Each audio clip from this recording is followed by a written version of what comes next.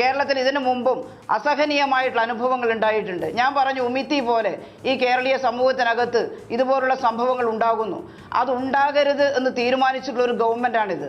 അത്തരം സംഭവങ്ങൾക്കെതിരെ ശക്തമായിട്ടുള്ള നടപടിയെടുക്കുന്ന പ്രഖ്യാപിക്കുക മാത്രമല്ല, ഇപ്പോഴുണ്ടായിട്ടുള്ള 3 സംഭവങ്ങളിലും അന്വേഷണം നടത്തി പ്രതികളെ പിടികൂടാൻ, കൊട്ടിയൂരെ സംഭവമായാലും അതുപോലെ തന്നെ യത്തീംഖാനയിലെ സംഭവമായാലും വാളയാറിലെ സംഭവമായാലും ശക്തമായിട്ടുള്ള നടപടിയെടുക്കാൻ പോലീസ് സേനയെ ഒരുക്കി നിർത്തിയിട്ടുള്ള മുഖ്യമന്ത്രിയാണ് മുഖ്യമന്ത്രി. അതിനെ തള്ളി പറയാം. വേണുവിന് വേണമെങ്കിൽ ഇകഴ്ത്തിക്കൊള്ളൂ. പക്ഷേ ഈ സംഭവത്തിൽ, വാളയാറിലെ സംഭവത്തിൽ തുടക്കത്തിൽ ഇങ്ങനെയൊരു പീഡനം ഉണ്ടായിട്ടുണ്ട് എന്നുള്ളത് പോലീസിൻ്റെ ശ്രദ്ധയിൽപ്പെടുത്തിയിട്ട് അത് അന്വേഷിക്കാത്തതാണെങ്കിൽ നടപടി ഉണ്ടാകും എന്നുള്ളതാണ് ഞാൻ പറഞ്ഞത്. രണ്ടാമത്തെ കുട്ടി മരണപ്പെട്ടപ്പോൾ ഇപ്പോഴാണ് അമ്മ പത്രക്കാരുടെയൊക്കെ മുമ്പിൽ അത് വെളിവാക്കിയിട്ടുള്ളത്. ആ പാവപ്പെട്ട സ്ത്രീയെ ഒരിക്കലും കുറ്റപ്പെടുത്താൻ കഴിയില്ല. കാരണം മക്കൾ മരിക്കുമ്പോൾ എന്താണ് പറയേണ്ടത് ഈ സമൂഹത്തിനോടെന്ന് അറിയാതെ പതറിപ്പോകുന്ന അമ്മമാരുണ്ട്. അത്തരം അമ്മമാരെയൊക്കെ നല്ല ശക്തി പകർന്നു കൊടുക്കേണ്ടതായിട്ടുണ്ട്. സാമൂഹ്യനീതി വകുപ്പ് ഇടപെട്ടില്ല, പോലീസ് റിപ്പോർട്ട് തേടുകയാണെന്ന് വേണു പറഞ്ഞില്ലേ? ഞാൻ പറയുന്നത് മുഴുമിപ്പിക്കാൻ അനുവദിക്കണം. DCPO പോലീസിന്റെ റിപ്പോർട്ട് തേടുകയല്ല ചെയ്തത്. ആ വീട്ടിൽ ചെന്ന് രക്ഷിതാക്കളെ കണ്ട് ഈ കുട്ടിക്ക് ഇടയൊരു കുട്ടിയും കൂടിയുണ്ട്, ആ കുട്ടിയുടെ സംരക്ഷണം ഏർപ്പാടാക്കാൻ നിങ്ങൾക്ക് ആ കുട്ടിയെ ശ്രദ്ധിക്കാൻ സാധിക്കുമോ? എന്തെങ്കിലും പ്രയാസമുണ്ടോ? ഉണ്ടെങ്കിൽ സാമൂഹ്യനീതി വകുപ്പ് തന്നെ ഇടപെട്ടുകൊണ്ട് ആ കുട്ടിയുടെ സംരക്ഷണം ഏർപ്പാടാക്കേണ്ടതായിട്ടുണ്ട്.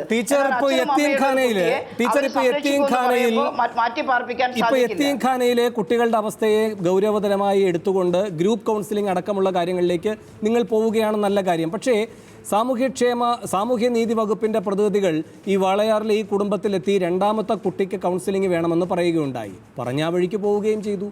കൗൺസിലിംഗും ഉണ്ടായില്ല, ഒന്നും ഉണ്ടായില്ല. ആ വീട്ടുകാർ അറിയാമല്ലോ, വാർക്കപ്പണിയാണ്, രാവിലെ പോയാൽ വൈകിട്ടാണ് വരിക.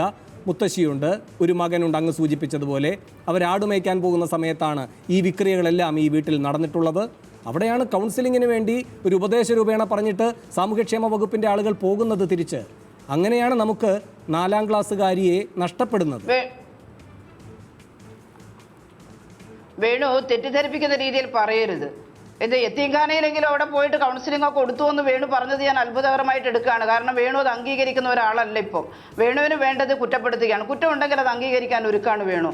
എല്ലാവരും പ്രവർത്തിക്കുന്നതിനിടയിൽ ചിലപ്പോൾ ചില വീഴ്ചകൾ ഉണ്ടായിട്ട് തിരുത്തുമല്ലോ. ഇവിടെ ആ വീഴ്ച ഉണ്ടായിട്ടില്ല എന്നുള്ളത് കൊണ്ടാണ് ഞാനത് പറയുന്നത്.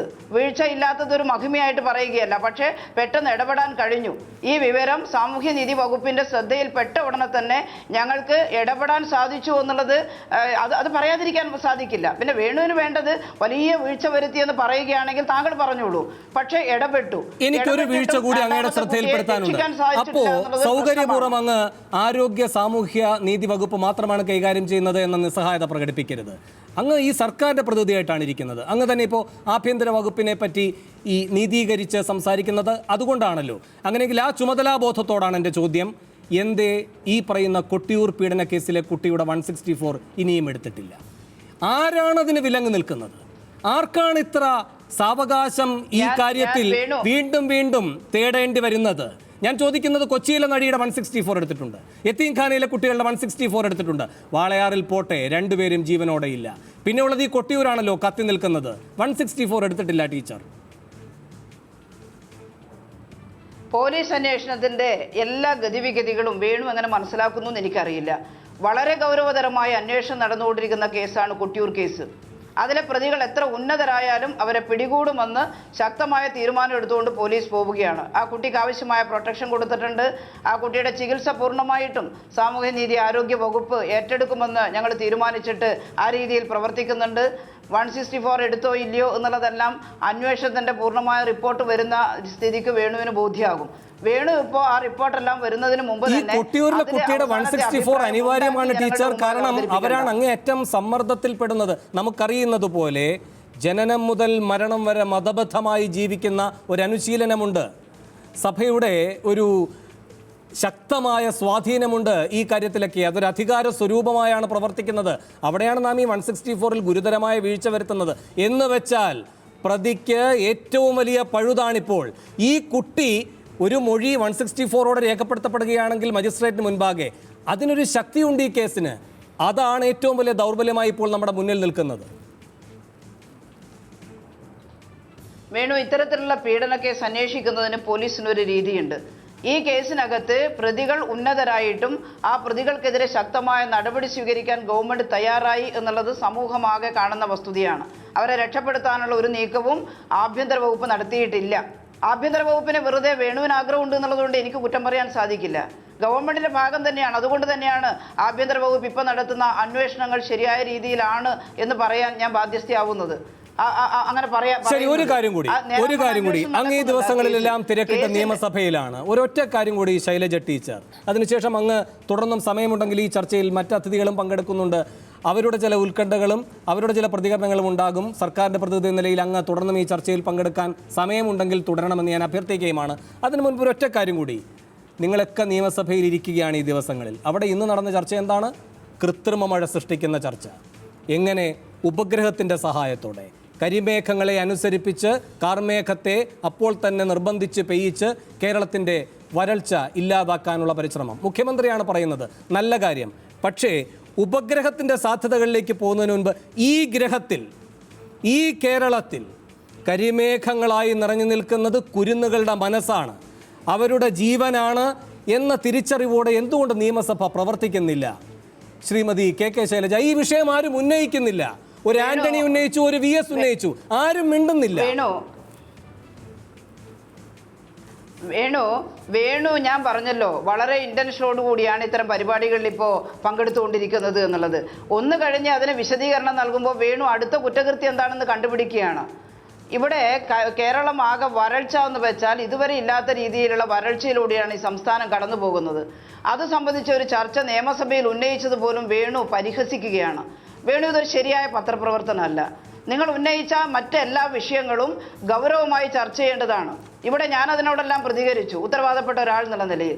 പക്ഷേ അതെല്ലാം മതിയായ മറുപടി എൻ്റെ ഭാഗത്ത് നിന്നുള്ളത്, ഞാൻ എൻ്റെ ഭാഗത്ത് പൂർണ്ണമായി ന്യായമെന്ന് പറയുകയല്ല. പക്ഷേ എനിക്ക് പറയാനുള്ളത് സത്യസന്ധമായും ആത്മാർത്ഥമായും പറഞ്ഞു കഴിഞ്ഞപ്പോൾ വേണു അടുത്ത ഒരു കുറ്റകൃത്യം കണ്ടുപിടിക്കുക എന്താണെന്നാണ് ചിന്തിച്ചത്. എന്നിട്ട് ഈ ചർച്ചയുടെ ഭാഗമായിട്ട് ഇപ്പോൾ വളരെ പ്രധാനപ്പെട്ട ഒരു വിഷയം ചർച്ച ചെയ്യുകയാണല്ലോ നമ്മുടെ കുഞ്ഞുമക്കൾ പീഡിപ്പിക്കപ്പെട്ട ഒരു വിഷയം. ആ വിഷയം ചർച്ച ചെയ്യുമ്പോൾ വേണു നിയമസഭക്കകത്ത് വരൾച്ചയുടെ പ്രശ്നം ചർച്ച ചെയ്ത് തെറ്റായിപ്പോയി എന്ന് സമർത്ഥിക്കാൻ വരികയാണ്. ഇതൊരു ശരിയായ രീതിയല്ല വേണു. വരൾച്ച വളരെ പ്രധാനപ്പെട്ട ഒരു വിഷയം തന്നെയാണ്. അത് നിയമസഭ എല്ലാം മാറ്റിവെച്ചിട്ട് ചർച്ച ചെയ്യേണ്ട ഒരു വിഷയം തന്നെയാണ്. ആ പ്രശ്നമാണ് നിയമസഭ ചർച്ച ചെയ്തത്. ആ പ്രശ്നം ചർച്ച ചെയ്തതും വേണു കുറ്റകൃത്യമായിട്ടാണ് കാണുന്നതെങ്കിൽ എനിക്ക് പറയാനില്ല. പലപ്പോഴും വേണു പങ്കെടുക്കുന്ന ഇത്തരം ചർച്ചകളിൽ വരുമ്പോൾ ഞാൻ അതാണ് ദോഷൈക ദൃക്കാണെന്ന് പറഞ്ഞു പോകുന്നത്. പക്ഷേ നന്ദിയുണ്ട്, ഈ വിഷയത്തിൽ ഗവൺമെൻറ് ചെയ്യുന്ന ചില കാര്യങ്ങളെങ്കിലും പറയാൻ, പൊതുജനങ്ങളുടെ മുമ്പാകെ അത് വെളിപ്പെടുത്താൻ എനിക്ക് ഒരു അവസരമുണ്ടായി എന്നുള്ളത് ശരിയാണ്. നമ്മളെല്ലാം കൂടി ശ്രമിച്ചാലും കുറ്റകൃത്യങ്ങളുടെ ആഴം ചിലപ്പോൾ അതിനേക്കാളും വലുതായിരിക്കും. പക്ഷേ പൊതുജനങ്ങളുടെ എല്ലാ സഹകരണത്തോടു കൂടി, ഗവൺമെൻറ് സംവിധാനങ്ങളുടെ പൂർണ്ണമായിട്ടുള്ള ഇടപെടലോടുകൂടി നമ്മുടെ മക്കളെ നമുക്ക് രക്ഷിക്കണം, സ്ത്രീകളെ നമുക്ക് രക്ഷിക്കണം എന്നുള്ളതാണ് ഏറ്റവും പ്രധാനപ്പെട്ട വിഷയം. അത് അന്വേഷിക്കുന്നതിനിടയിൽ ചിലപ്പോൾ ചില വിഷയങ്ങളിൽ ചില വീഴ്ചകൾ ഉണ്ടാവാം, ചിലപ്പോൾ ആദ്യം ചെയ്യേണ്ട ചില കാര്യങ്ങൾ ചെയ്യാൻ കഴിഞ്ഞിട്ടുണ്ടാവില്ല. അതെല്ലാം ചൂണ്ടിക്കാണിച്ച് പരിഹരിച്ചുകൊണ്ട് ഇനി ഓരോന്ന് റിപ്പോർട്ട്, ഇനി സംഭവങ്ങൾ റിപ്പോർട്ട് ചെയ്യപ്പെടാതിരിക്കട്ടെ എന്ന് ഞാൻ ആഗ്രഹിക്കുന്നു. അങ്ങനെ ഇല്ലാതിരിക്കട്ടെ സംഭവങ്ങൾ ഉണ്ടായാൽ റിപ്പോർട്ട് ചെയ്യപ്പെടണം. അങ്ങനെ ചെയ്യപ്പെടുമ്പോൾ പഴുതടച്ച് അന്വേഷണം നടത്തുന്നതിനും ഗവൺമെൻറ് സംവിധാനങ്ങളെ പൂർണ്ണമായിട്ടും ഇടപെടിപ്പിക്കുന്നതിനും നമുക്ക് സാധിക്കണം. അതിന് സഹായകമായ രീതിയിലായിരിക്കണം വേണുവിൻ്റെ അടക്കമുള്ള മാധ്യമ പ്രവർത്തനം. ഫോൾട്ട് ഫൈൻഡിങ് എന്ന രീതി, കുറ്റം കണ്ടുപിടിക്കുക മാത്രമായിട്ടുള്ള ഒരു രീതി വേണു ഉപേക്ഷിക്കുന്നത് വലിയൊരു ചാനലിലെ ഇത്തരത്തിലുള്ള കാര്യങ്ങളെ സംബന്ധിച്ചിടത്തോളം സഹായകമായിരിക്കും ജനങ്ങൾക്കും ഡിപ്പാർട്ട്മെൻറ്റിനും എന്നാണ് ഞാൻ പറയുന്നത്. തെറ്റ് ചൂണ്ടിക്കാണിച്ചാൽ തിരുത്താം. ഒരു തെറ്റും സംഭവിക്കില്ല എന്ന് സാമൂഹ്യനീതി വകുപ്പിന് വേണ്ടി ഞാൻ പറയുന്നില്ല, ഒരു കുറ്റവും സംഭവിക്കില്ല എന്ന് പറയുന്നില്ല. പക്ഷേ തെറ്റ് ഇല്ലാതെ തന്നെ ഈ അന്വേഷണം നടക്കുന്നതിനിടയിൽ അവിടെ എവിടെയാണ് ഒരു കുറ്റം കണ്ടുപിടിക്കുക എന്ന രീതിയിലുള്ള ഇടപെടൽ വേണു അവസാനിപ്പിക്കണം. ഇത്തരം കാര്യങ്ങൾ നമുക്ക് കൂട്ടായിട്ട് അന്വേഷിച്ച് നമ്മുടെ മക്കളെ രക്ഷിക്കാൻ, സ്ത്രീകളെ രക്ഷിക്കാൻ ഇടപെടാം. അതിന് സാധ്യമായതെന്തും ഈ ഗവൺമെൻറ് ചെയ്യും എന്നുള്ളതാണ് എനിക്ക് പറയാനുള്ളത്. ടീച്ചറെ കുറച്ചു നേരം കൂടി ഇരിക്കാൻ കഴിയുമോ? ഞാൻ ഇപ്പോൾ ഒരു കമ്മിറ്റിയാണ്, നാളത്തെ ബഡ്ജറ്റ് നാളെ ഇതാണല്ലോ. ശരി, എനിക്ക് മനസ്സിലാവും. നന്ദി ശ്രീമതി കെ ശൈലജ ഈ അവസരത്തിൽ പ്രതികരിച്ചതിന്. ശ്രീ KP അഷ്റഫ്, താങ്കൾക്ക് തുടരാം. ഒരു വ്യക്തിയുടെ ജാഗ്രതയ്ക്ക് ഇത്ര വലിയൊരു കുറ്റകൃത്യം കണ്ടെത്താൻ കഴിയുമെങ്കിൽ നിങ്ങളുടെ ഒരു വലിയ സംവിധാനമാണ് അവിടെ പ്രവർത്തിക്കുന്നത്. ഒരു ദിവസം അല്ലെങ്കിൽ ഒരാഴ്ച, അതിനപ്പുറം മാസങ്ങൾ നീളുന്ന ഒരു കാര്യമാണ് അവിടെ നടന്നുകൊണ്ടിരുന്നത്, ആരും അറിയാതെ. പിന്നെ നാം വളരെ സജ്ജീകരണങ്ങളോടെ എല്ലാ ജാഗ്രതയോടെയും ഉള്ള സംവിധാനമാണ് അവിടെ നിലനിർത്തുന്നത് എന്ന് നാട്ടിലിറങ്ങി പറയരുത്.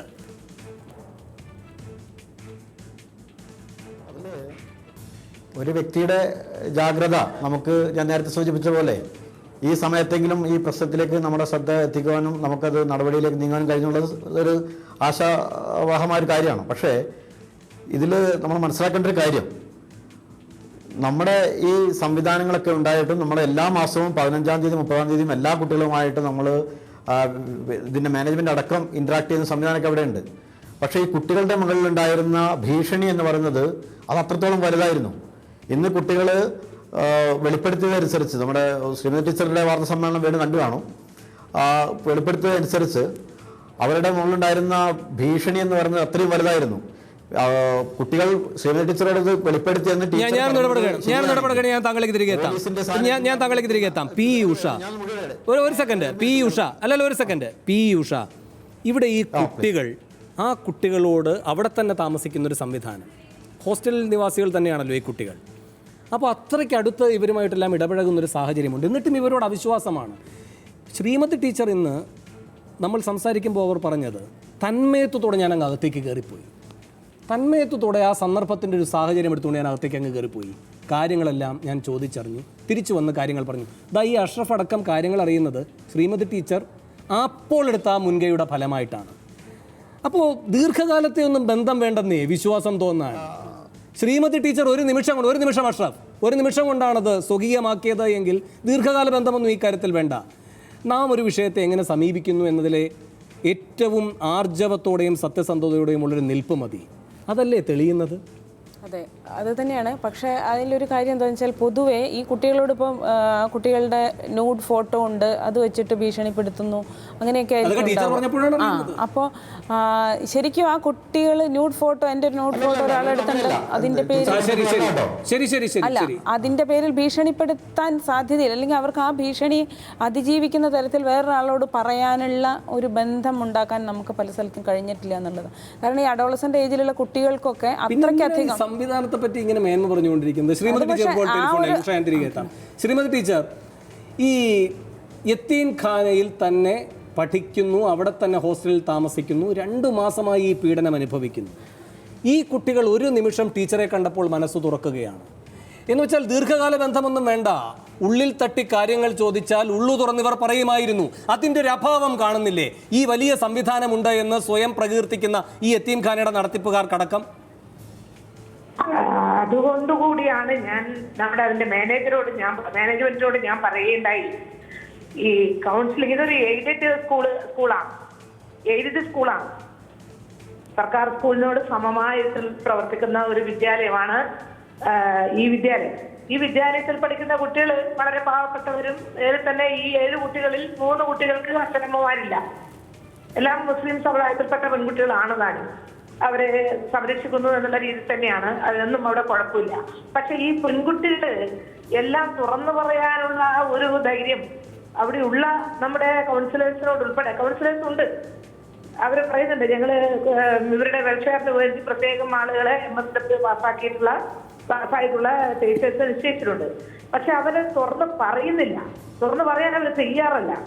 കാരണം അവരൊരു സിസ്റ്റം ഉണ്ട് ഇവിടെ. ആ സിസ്റ്റത്തിന് അപ്പോഴാണ് ഞാൻ പറഞ്ഞത്, എന്തുകൊണ്ടാണ് നിങ്ങളിവിടെ സുപ്രീം കോടതിയുടെ sexual harassment against women at work place, അതില് സ്കൂളില് കോളേജില് പ്രായപൂർത്തിയായിട്ടുള്ള വർക്കിംഗ് വുമൻ എല്ലാ സ്ഥലത്തും ടെലിഫോണിൽ തകരാറുണ്ട്. വീണ്ടും ശ്രമിക്കാം ടീച്ചറിനെ. എനിക്കറിയാം ടീച്ചർ ഉൾഭാഗത്താണ് എന്ന്, ബുദ്ധിമുട്ടുണ്ടെന്ന് പറയുകയും ചെയ്താണ്. വീണ്ടും ശ്രമിക്കാം. അഷ്റഫ്, താങ്കൾക്ക് തുടരാം. വേണം. അത് ഇപ്പം